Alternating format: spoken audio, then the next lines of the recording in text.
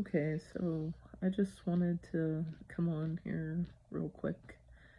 I know I've come out with some end times videos and talking about all the things that are going on, all these scary, crazy, big things that are going on in the world, and talking about being aware of the times that we're living in, the season that we're in, and I definitely do think we are in the end times. I think the age of grace is ending soon. And I do think that's important to point out to people, especially people that don't believe and don't have faith, because your time is growing short, and I don't want to see you get left here. So, however you take it, whether you believe or not, I'm saying these things not to freak people out. I don't want you to be freaked out.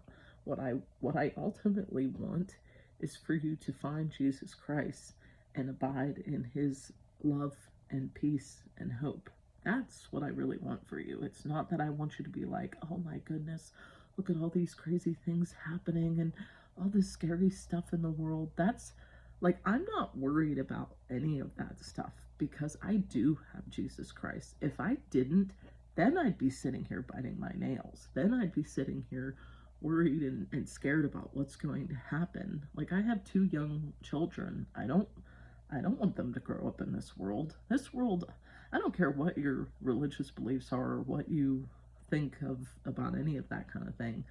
It's it's just a fact. This world's horrible, and it's just getting worse. The pollution in the air, the the wars going on, the violence. That's not even a matter of opinion. That's just the truth.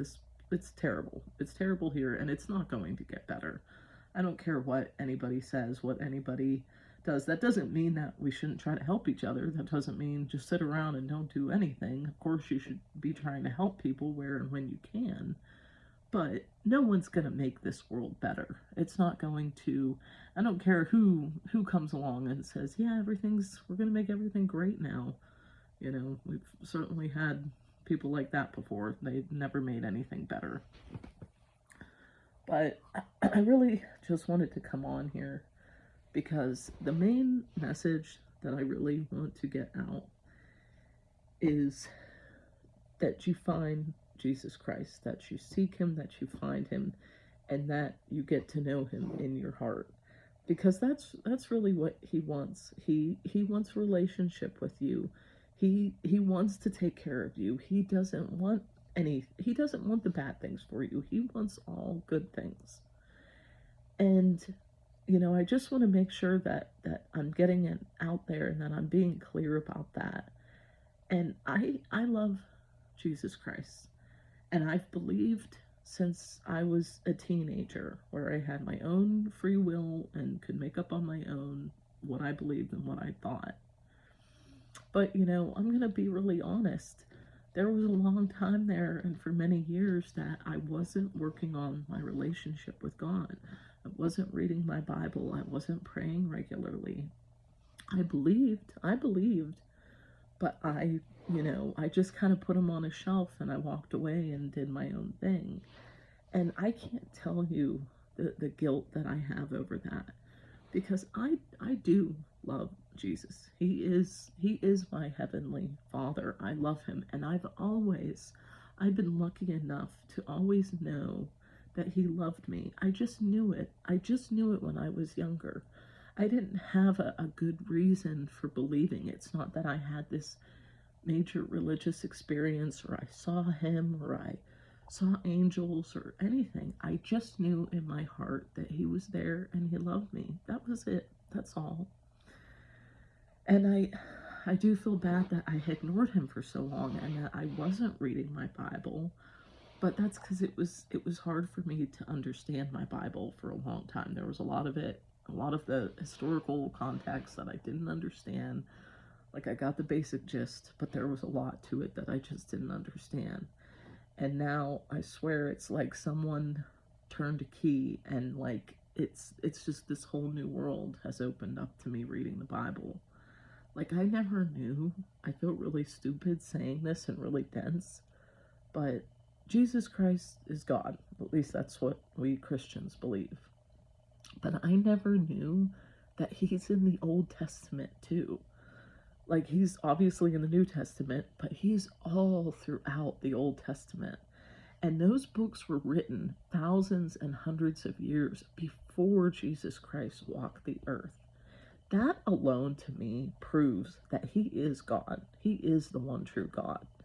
Because they were talking about him long before he showed up on the scene in this earth. And it just blows my mind how much he is in those stories and in those verses and in those psalms and the prophecies and all of it. And I never knew that that was there. I mean, I seriously invite you to do some research about the Old Testament. The Old Testament is really just the Torah. That's what, the Jewish people have. That's their Bible. That's their book. But he is all throughout it.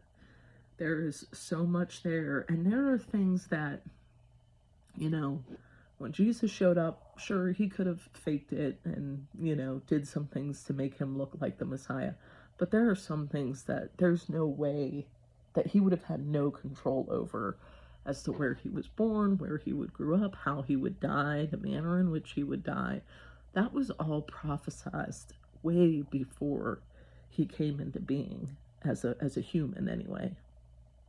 But it's just amazing to me, and it deepened my relationship with Jesus, and it really helped me to see more of the glory of God and the plan that he has for us, and how hard he has struggled to save us, to redeem us, because we're his children, and he doesn't want us to